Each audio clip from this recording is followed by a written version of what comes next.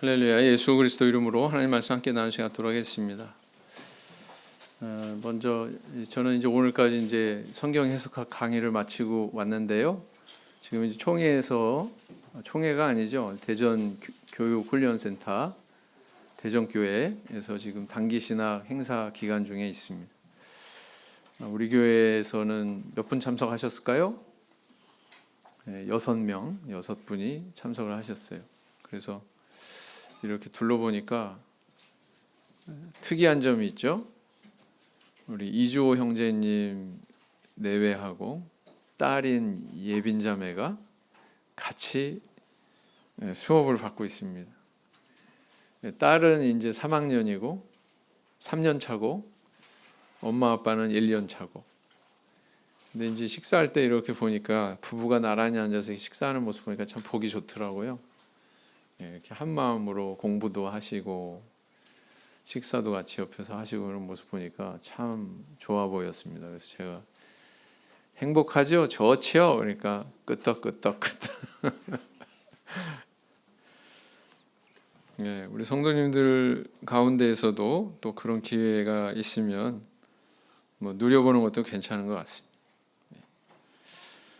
자, 오늘 이제 다루게 되는 내용은 베드로전서인데요. 베드로전서는 어디에서 제목이 기원했느냐? 원문에 보면은 페투루 알파. 베드로가 페투루 이렇게 발음이 되는 거구나 알 수가 있겠죠. 이건 베드로의 그걸 페트루 이렇게 발음하고 베드로의 첫째 이런 뜻입니다. 베드로전서라고 하는 제목은 바로 여기서 기원을 하고 있는 거죠.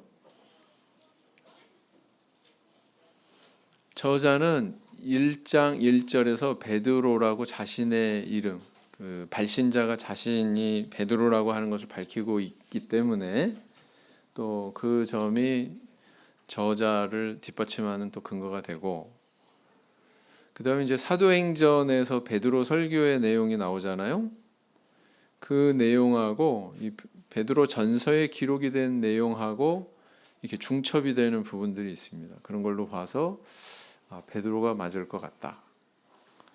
베드로전서 1장 17절은 어떤 내용입니까? 하나님은 외모를 취하시지 않고 각 사람의 행위대로 받으신다. 이런 말씀이 있는데 사도행전 10장 34절은 고넬료 가정에 가서 똑같은 대사를 했죠. 그다음 베드로전서 2장 7절에서 8절은 어떤 내용입니까? 모퉁이 돌 이런 내용이 나오거든요. 사도행전 4장 11절에서도 베드로 사도가 설교할 때 또 모퉁이 돌 이런 것들을 인용을 했습니다. 그래서 이게 똑같은 걸 인용하고 있으니까 같은 저자다 이렇게 보기가, 그렇게 간주하기가 아주 유력하겠죠. 그래서 이제 베드로다 이렇게 보여지고요. 기록 연대는 아마도 64년 계속 이 연대가 나오죠. 네로 황제의 기독교 대박해 기간의 무렵이 아니었을까 이렇게 추정을 합니다. 근데 이제 혹자는 또 훨씬 후대에 기록이 됐다 또 이렇게 또 주장하기도 해요. 80년, AD 80년 이후 이렇게 추정하기도 합니다. 그러니까 이 추정이라고 하는 거는 그냥 불확실한 거죠, 사실은. 자, 베드로는 로마에서 순교한 것으로 알려졌는데요. 전승에 의해서 그렇게 알려져 있는데 죽을 때 나는 예수님처럼 똑바로 세워져서 이렇게 십자가에 매달릴 자격이 없다. 나를 거꾸로 매달아 달라. 그래서 저렇게 십자가에 거꾸로 매달린 것으로 알려져 있죠. 그런지 베드로 사도가 이 순교한 이후에 이제 묻히게 된 무덤이 있는데 그 무덤에 세워진 교회가 지금 현재 바티칸에 있는 성 베드로 성당이 되겠습니다. 굉장히 유명한 건물입니다. 저걸 짓기 위해서 면별부, 우리 면제부라고 그러죠. 정확하게 표현하면 면벌부가 맞다고 합니다. 면벌부를 발행하다 보니 이제 굉장히 무리를 끼치고 비난을 받고 결국은 종교개혁이 일어나게 되는 또 계기가 되고 그러지 않습니까? 그것과도 관련된 건물이 저거다 이렇게 볼 수가 있습니다. 가면은 굉장히 화려해요. 뭐 천장을 보면 저 위에 올라갔다 내려오면은 반나절 시간이 지나갑니다. 얼마나 높고 넓은지. 그렇습니다. 베드로전서의 배경을 보면은요, 이 베드로전서 안에 고난이라고 하는 단어가 15번 나와요. 5장밖에 안 되는 그런 짧은 장인데 고난이라는 단어가 15번이나 나온다는 얘기는 대충 어떤 주제가 흐를 것이다 라는 게 예측이 되지 않습니까? 그죠? 사실은 이제 그 고난이라고 하는 단어가 등장하는 데는 이 베드로 사도가 이것을 쓸 그 무렵에 시대의 배경과도 맞닿아 있다 이렇게 볼 수가 있습니다. 베드로 사도가 이제 로마에 가서 이제 활동을 한 것으로 알려져 있고요. 이때 옆에서 누가 수행했냐면은 마가, 그렇죠? 마가, 내 아들 마가 뭐 이렇게 표현할 정도로 굉장히 가까운 그런 사이였다라는 걸 알 수가 있습니다. 이 로마의 커다란 그 사건이 일어나는데 그것은 바로 뭐냐면은 대화재 사건이 일어납니다. 이 대화재의 범인은 아마도 로마에다가 신도시를 다시 건설하고 싶은 욕망을 가졌던 네로일 가능성이 대단히 높습니다. 대단히 높아요. 그런 이제 이 네로가 이제 범인으로 이렇게 점점 지목이 되는 그런 흐름이 되다 보니까 이 책임을 어디에다가 넘겨버렸냐면은 그리스도인들이 한 짓이다 이렇게 넘겨버린 거죠, 책임을. 왜냐하면 그리스도인들은 항상 하는 말이 뭐예요? 여러 가지 눈에 거슬리는 점들이 있었는데 그 중에 하나가 세상은 멸망하는데 뭘로 멸망한다고 그랬어요? 불로 멸망한다. 그런 얘기 했습니까? 안 했습니까? 그런 얘기를 하다 보니까 이 사람들이 한 짓이다 뭐 이렇게 이야기를 하는 것이 아마 설득이 됐던 것 같아요.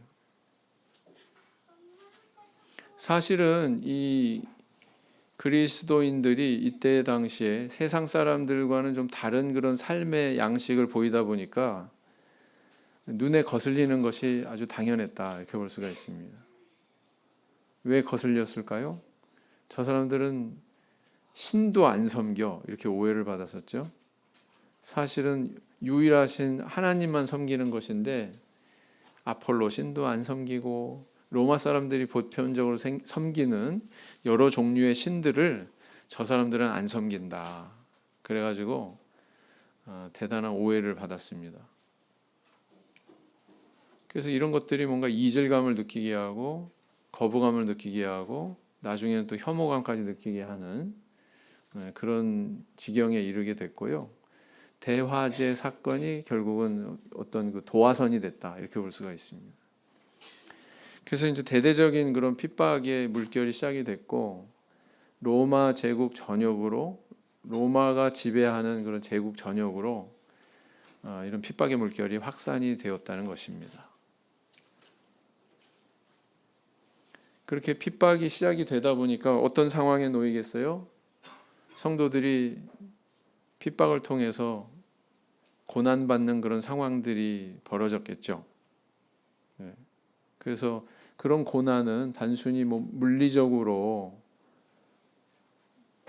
어떤 신체에 고통을 가하거나 뭐 생명을 빼앗거나 뭐 그런 쪽에서도 일어났지만 이게 단기간에 끝난 게 아니라 지속적으로 이게 이어졌다 이렇게 볼 수가 있습니다. 그래서 사회적으로 경제적으로 여러 가지 불이익을 당하는 이유도 없이 그런 그 상황이 벌어졌다라는 것입니다.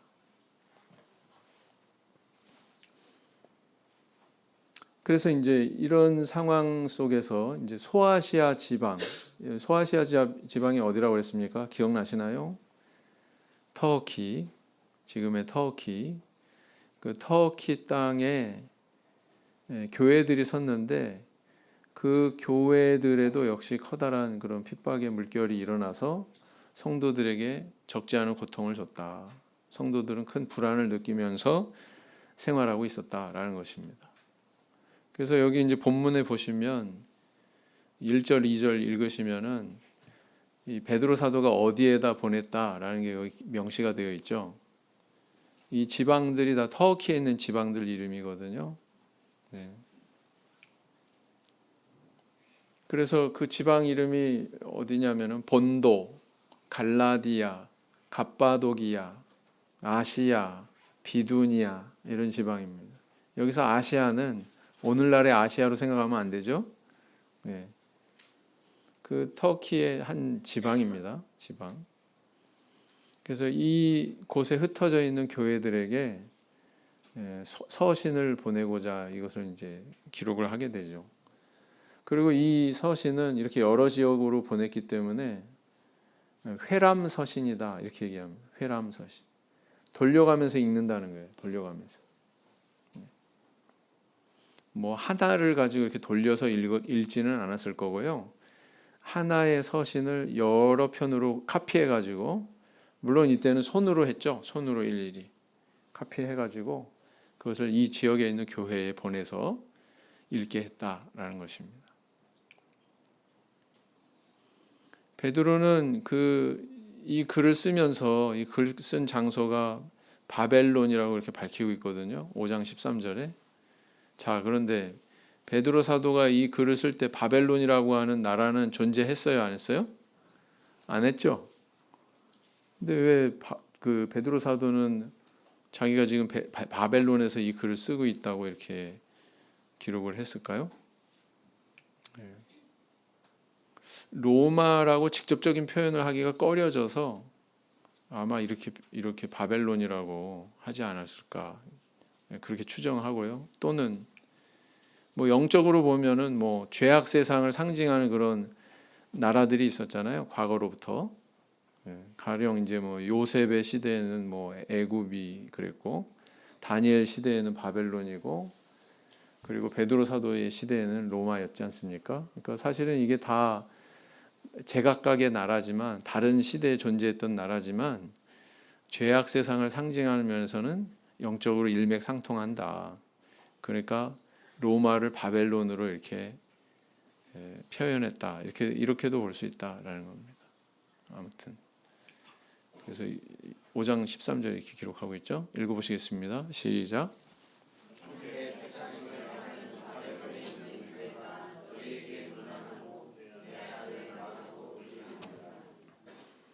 여러 다른 서신을 보면은요, 베드로와 마가는 로마에서 함께했다라고 하는 것을 알 수가 있는데, 여기 마가가 같이 있다고 하는 걸 보니까 분명히 로마가 분명하거든요. 가능성이 매우 높거든요. 근데 바벨론이라고 이렇게 기록을 하고 있단 말이죠.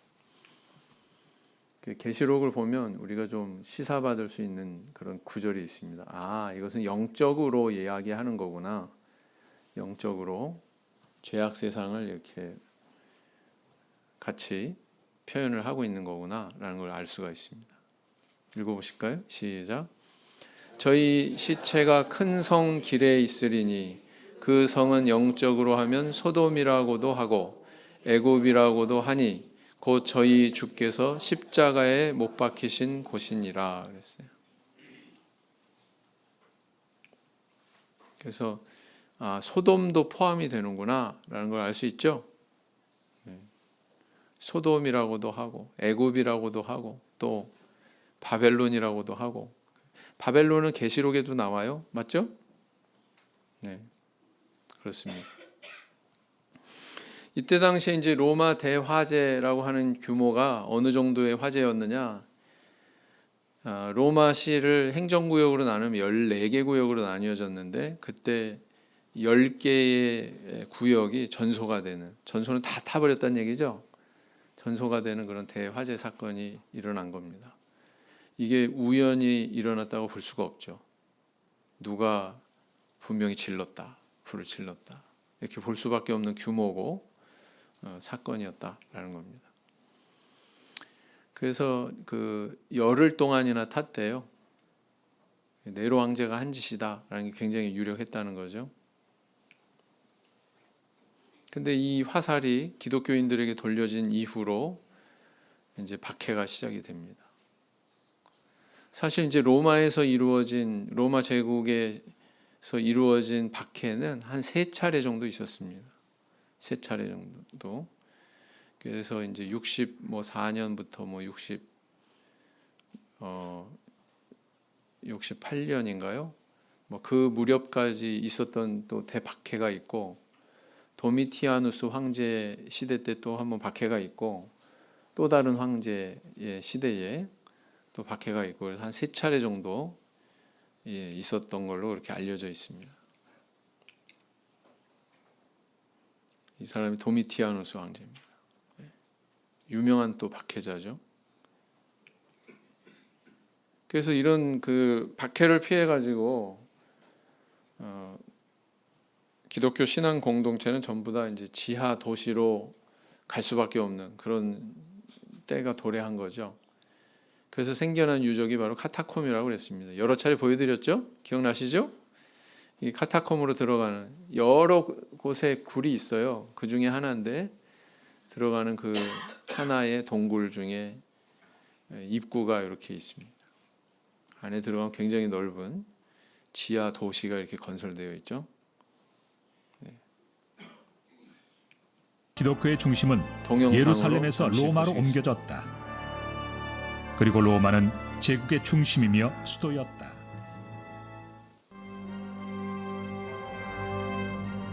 기독교에 대한 로마의 불신과 적개심은 결국 대참사를 일으킨다. 그것은 하마터면 로마를 사라지게 할 뻔한 대재앙이었다. 화재의 원인은 명백하게 밝혀지지 않았지만 사람들은 이 불이 폭군 네로의 짓이라고 생각했다. 그러나 네로는 이걸 기독교도들의 방화라고 주장했다. 그리고는 교도들을 박해하기 시작했다. 그는 기독교도들을 체포하고 고문하고 처형했다. 로마의 역사가 타키투스는 죽어가는 순교자들의 모습을 이렇게 묘사했다. 그들은 시체마저 조롱거리가 됐다. 야생동물 가죽을 씌워 개들이 물게 했다. 십자가에 매달거나 화형을 시키기도 했다. 그들의 시체는 밤을 밝히는 횃불로 쓰였다.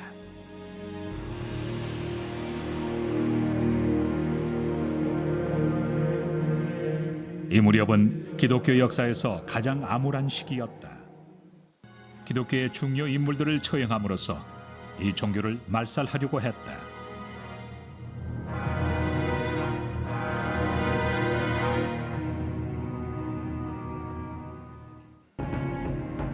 역설적이게도 로마의 박해는 기독교를 더 강하게 만들었다. 로마가 실시한 박해의 결과를 놓고 이런 설명이 있다. 순교자들의 피는 새 종교의 싹을 꽃피웠다. 로마에서 가택연금 생활 중이던 바울이 교수형을 당한 것도 이 시기였다. 시몬 베드로도 같은 시기에 대중이 보는 앞에서 처형됐다. 전하는 말로는 자신은 예수처럼 똑바로 매달릴 자격이 없다며 거꾸로 매달려 죽었다고 한다.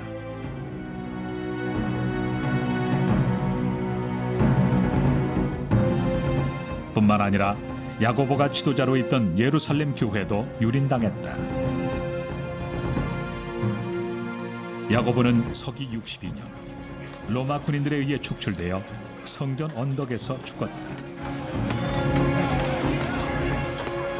그 후 유대인들의 대규모 반란이 일어났다.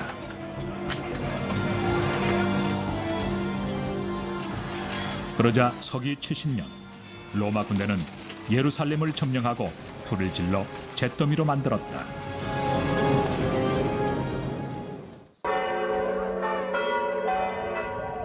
그렇게 100년이 흘러갔다. 기독교도들은 복음의 전파를 그치지 않았다. 기독교가 이 박해 시기를 살아남은 것은 지하로 숨은 덕분이다.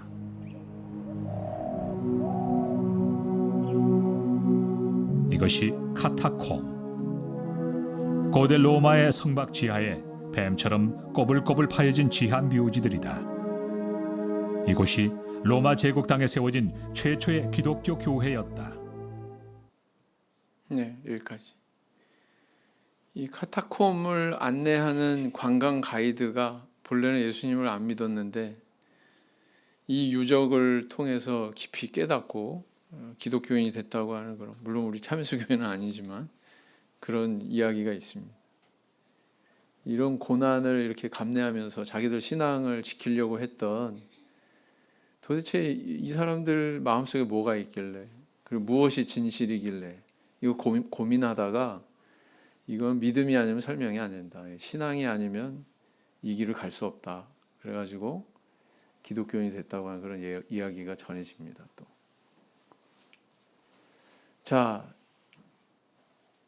당시 이제 소아시아는 그 팔레스틴 땅에서, 가나안 땅에서 멀리 떨어져 있습니다. 가까운 거리는 아닙니다.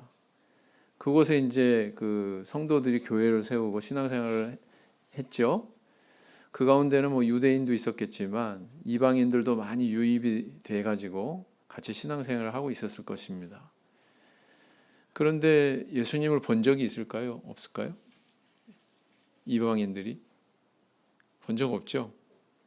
오늘날에는 이렇게 제가 동영상도 보여드리고 여러 가지 매체가 발달해서 이런 것들을 접할 수 있지만, 그때 당시에는 귀동냥밖에는 없었을 거예요.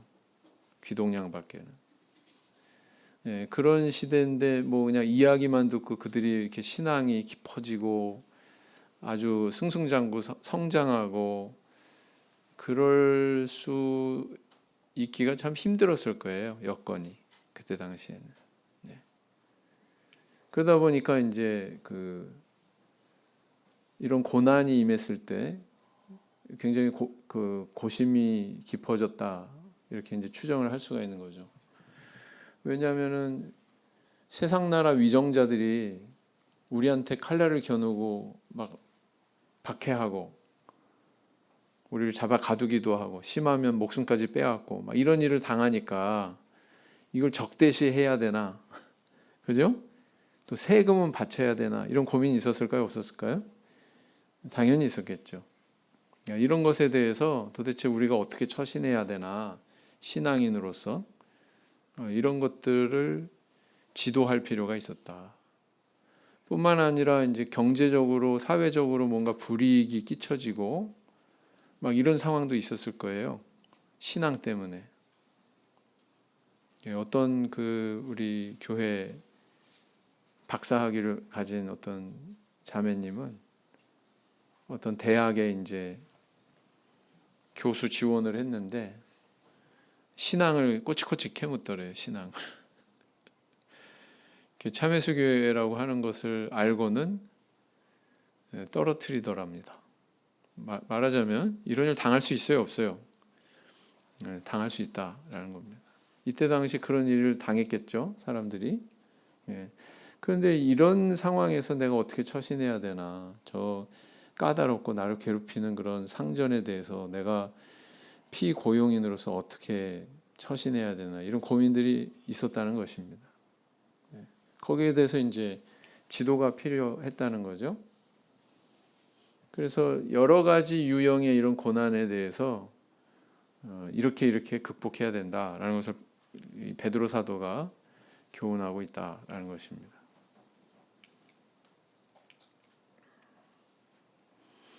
그래서 이제 내용을 보시면은요,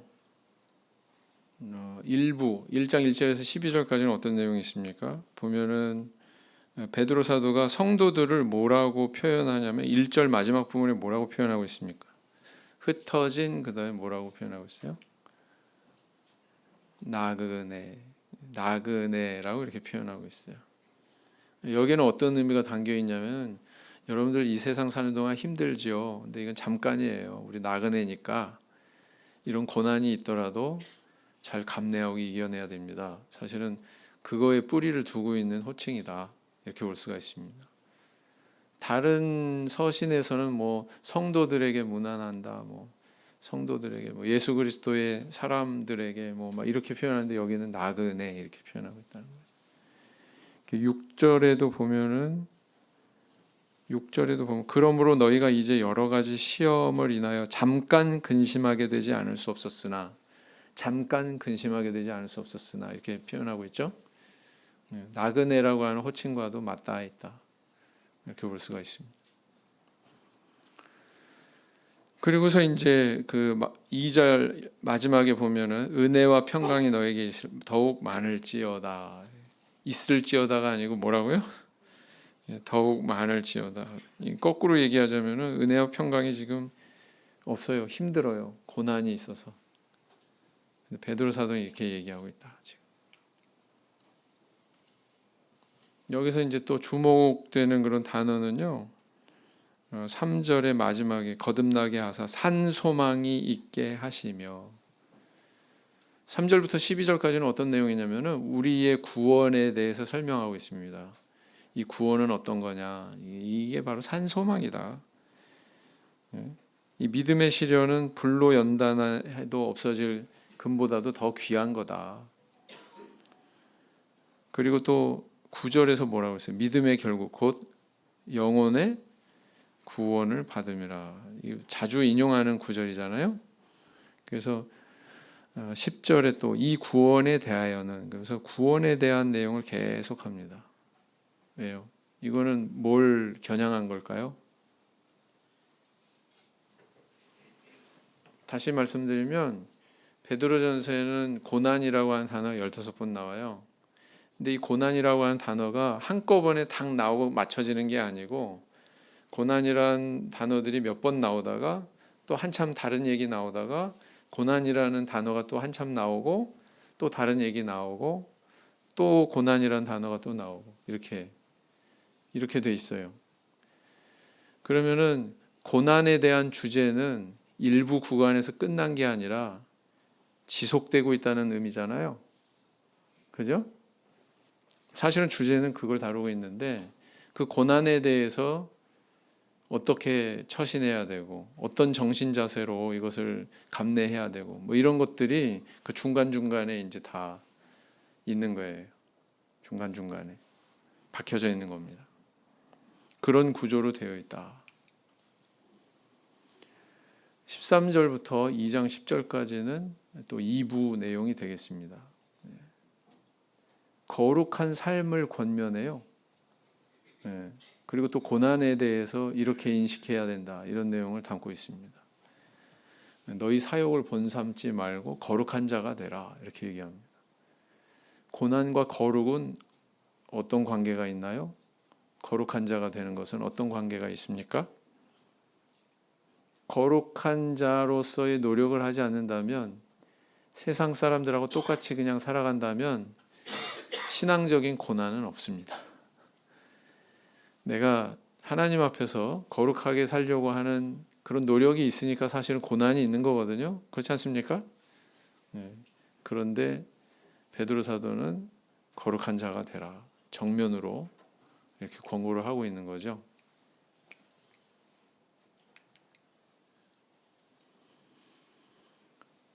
그러면서 이제 그 구원의 또 소중함에 대해서 구속의 가치에 대해서 이야기하는데 이것도 유명한 구절입니다. 18절, 19절 보시면은 그죠? 많이 들어보셨죠? 너희 조상이 유전한 망령된 행실에서 구속된 것은 은이나 금같이 없어질 것으로 한 것이 아니요 오직 흠없고 점없는 어린 양 같은 그리스도의 보배로운 피로 한 것이니라. 이렇게 이야기하고 있단 말이죠.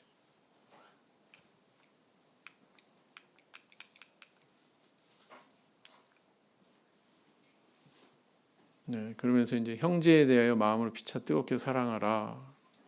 이런 또 권면이 나오고 있습니다. 왜요? 고난을 이기는 또 근간이 되기 때문에. 너희는 이 세상의 나그네로서 언젠가, 나그네가 또 나오네요. 그죠? 이 표현이 또 나옵니다. 언젠가 본향인 천국에 이르게 된다. 저게 궁극적인 우리의 목적이다. 그래서 고난을 인내로서 극복해라. 이렇게 이제 권면을 하고 있습니다. 그 다음에 이제 3부로 넘어가면 성도의 사회생활에 대해서 언급을 하고 있는데요. 고난 당하는 그런 환경에 있었던 성도들이 어떻게 사회생활을 해야 되나 여기에 대해서 이야기하고 있다 이렇게 볼 수가 있습니다. 육체의 정욕을 제어하여 비방하지 못하게 하라. 이 말씀은 거룩해라, 내가 거룩하니 너희도 거룩해라 라고 했던 앞에서의 그런 교훈의 연장선상에 있다 이렇게 볼 수가 있죠. 왜 거룩해야 돼요? 악하다고 비방하지 못하게 하려고. 네. 그 다음 국가의 위정자에게, 위정자는 누굴 얘기합니까? 다스리는 자, 통치자에 대해서 순복해라 이렇게 이야기하고 있습니다. 뭐 박해하고 막 때로는 가두고 목숨까지 빼앗으려고 하니까 어떻게 나가겠어요? 폭력적으로 나갈 수도 있잖아요, 그죠? 근데 이제 베드로 사도는 이렇게 지금 이야기하고 있다는 겁니다. 또 종의 신분으로 있는 사람이면 성도가 까다로운 상전에게도 신앙의 정신으로 순종해라 이렇게 권면하고 있습니다.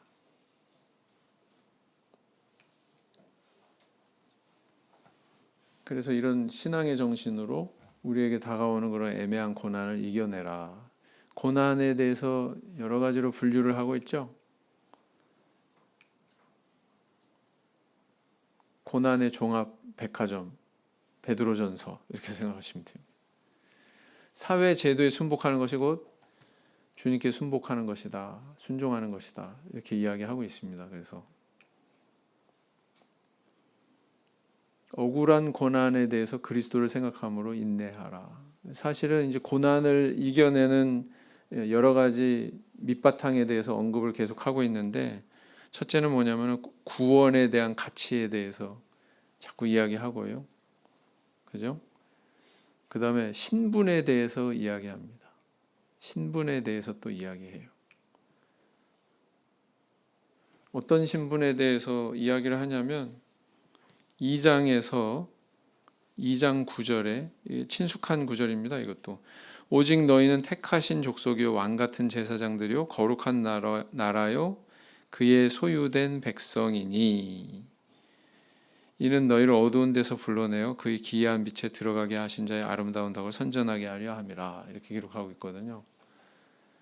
그러니까 이런 신분을 기억하는 것은 무엇과 또 연결해서 이야기하는 거냐면, 너희들이 이 땅에서는 비록 이렇게 핍박받고 고난받고 그러지만 사실은 하늘에서는 이런 신분의 사람이다, 이런 뉘앙스가 흐르고 있는 거죠. 그 다음에 이제 또 부부간의 올바른 도리를 행해라 이렇게 권면을 하고 있습니다. 3장 1절에 어떻게 시작하고 있어요? 아내 된 자들아 이렇게, 그죠? 그다음 3장 7절에는 어떻게 기록하고 있습니까? 남편 된 자들아. 1절을 읽으면 남편들이 좋아하죠. 7절을 읽으면 아내들이 좋아하죠. 네. 이렇게 그 에베소서와 골로새서처럼 부부간의 도리에 대해서도 권고하고 있다라는 겁니다. 부부간의 다른 신앙의 길을 가는 경우가 있었을까요? 없었을까요? 그걸로 인해서 불화하고 서로 하나가 되지 못하는 가정이 있었겠죠. 네. 그런 데 대해서도 이런 말씀이 필요했을 것이다 라는 겁니다. 그 다음 네 번째 단락에 가서는 여기서 이제 가장 구체적으로 고난에 대해서 이제 다루고 있죠. 가장 구체적이라 하면 케이스 바이 케이스로 이야기를 하고 있습니다. 고난에 대해서. 네. 방주에서 물로 말미암아 구원을 얻은 자가 8명이다. 근데 여기에 겨우 8명이었다. 많다는 얘기, 적다는 얘기예요? 적다. 그러니까 이런 고난의 상황에 대해서 여러 가지로 생각이 많아질 거 아니에요? 성도들이. 근데 정말 이렇게 남은 자가 이렇게 적어. 전부 다 신앙을 떠나가고 버리고 우리만 남았네. 이런 경우가 있을 수 있잖아요. 그죠? 아마 그런 상황을 겨냥해서 이런 말씀을 주지 않았는가. 겨우 8명이다. 우리 말세에 하나님께서 우리를 구원하실 때에 구원받는 사람이 지구상에서 얼마나 될까? 많을까요? 적을까요? 저는 그렇게 많지 않을 것 같아요. 절대 인구수에 비하면은 많지는 않을 것 같습니다. 60만 명, 많은 수잖아요. 적지는 않잖아요.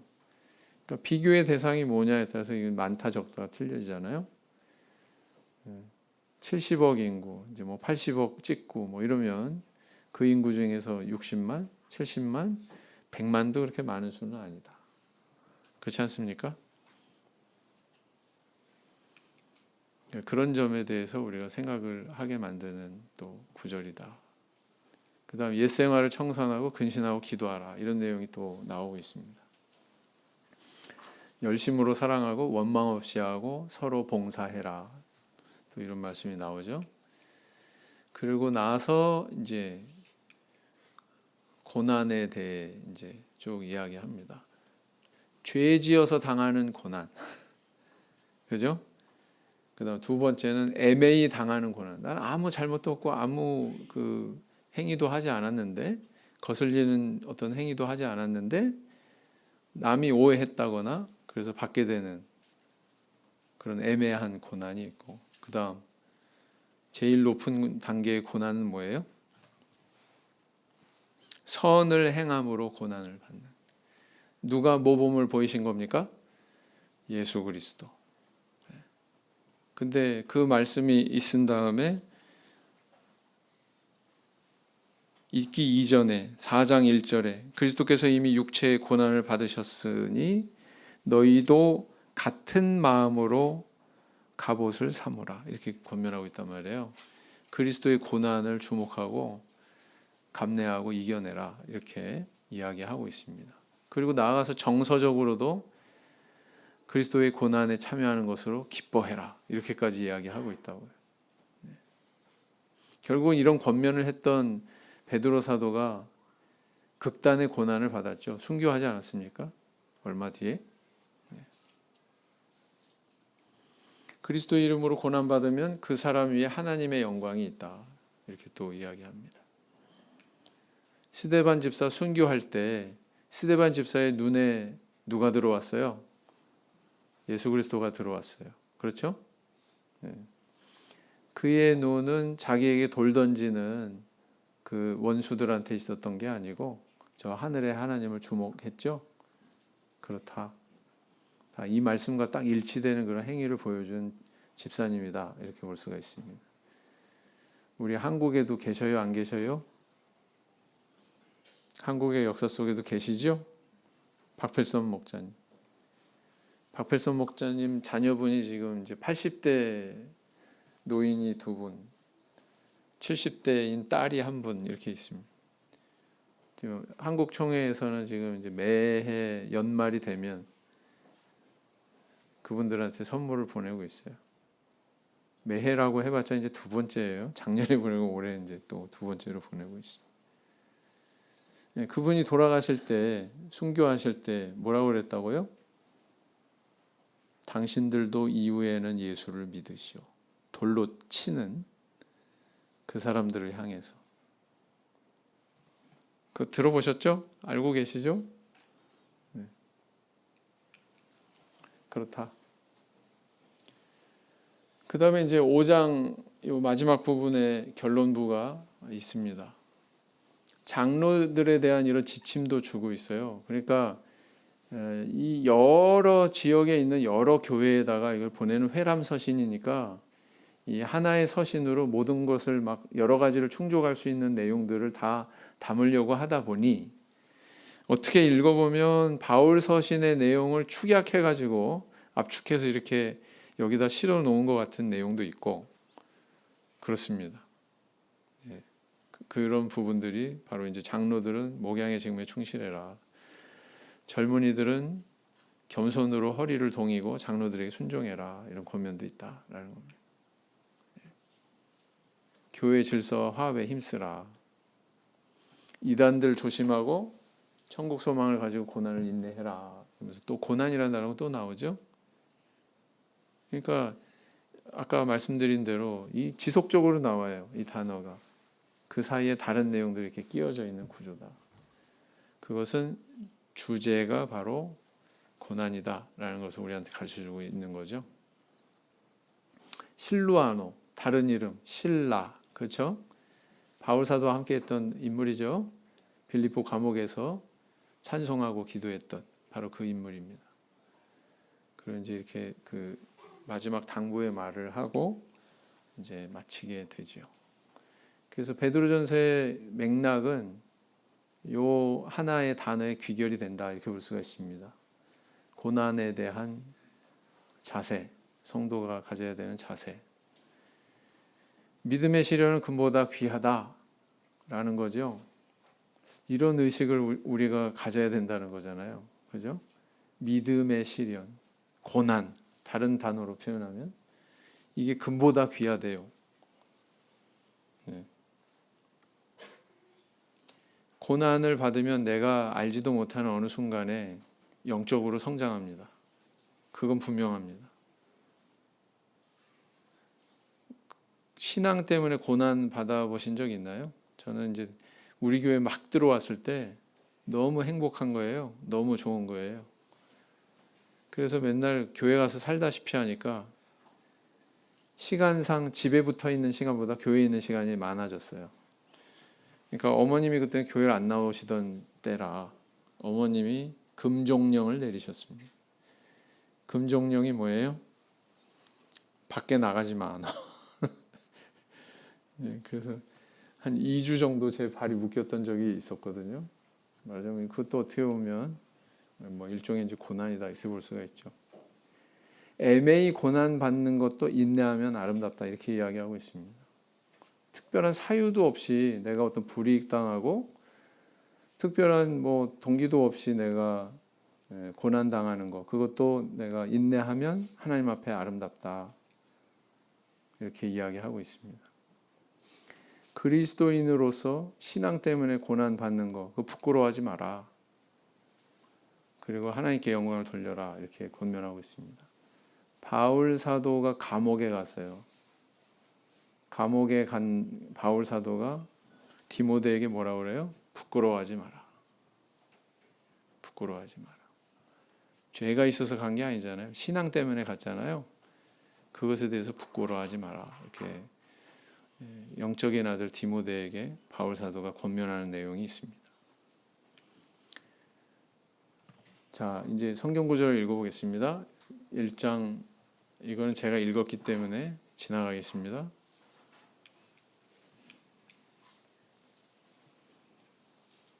자, 읽어보겠습니다. 2장 19절에서 20절 시작.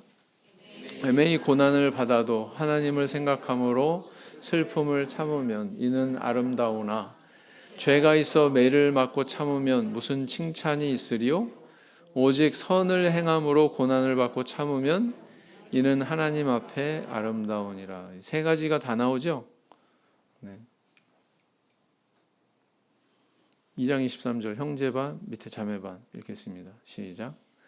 욕을 받으시되 대신 욕하지 아니하시고 고난을 받으시되 위협하지 아니하시고 오직 공의로 심판하시는 자에게 부탁하시며 그랬어요.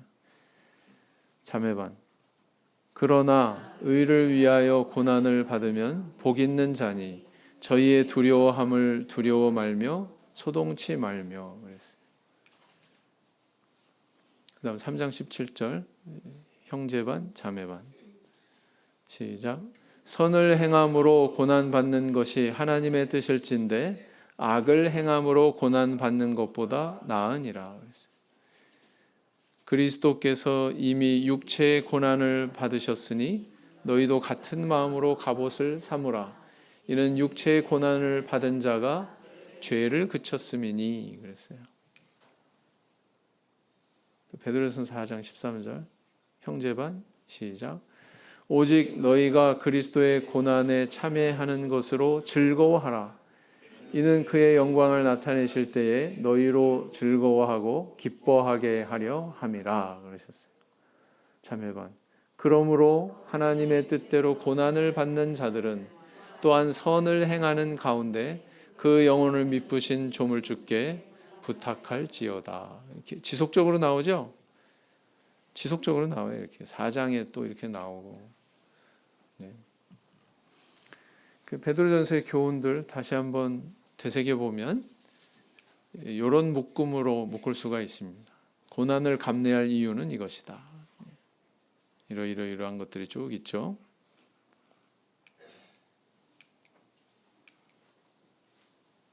제일 많아요. 두 번째는 고난에 대한 태도는 이렇게 가져라라는 겁니다. 그렇다고 해서 남을 위협한다거나 누구를 의지한다거나 그런 게 아니라 그리스도를 바라봐라라는 것입니다. 또 정서적으로 고난에 참여하는 것을 즐거워해라. 내가 그리스도의 십자가에 참여하는구나. 내 몫의 십자가를 지고 있구나라는 것으로 기뻐해라라는 거죠. 그리고 이런 영적인 지식들로 고난을 감내하라. 사실은 이게 아까 얘기한 고난의 주제들에 대해서 언급하는 그 중간중간에 들어가 있는 내용들이 바로 여기에 해당되는 내용들이다. 이렇게 볼 수가 있습니다. 그래서 우리에게 네 번째는 뭐냐면 이런 것들을 실천해라 라는 것입니다. 고난에 대한 직접적인 그런 그 관련이 없는 그런 내용들도 많이 여기 나와 있죠. 그런 것들을 여기에다가 분류를 할 수가 있습니다. 그래서 이런 것들을 우리에게 교훈하고 있는 것이 베드로 전서의 내용이다라는 것입니다.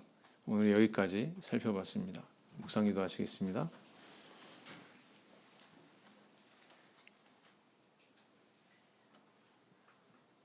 아멘.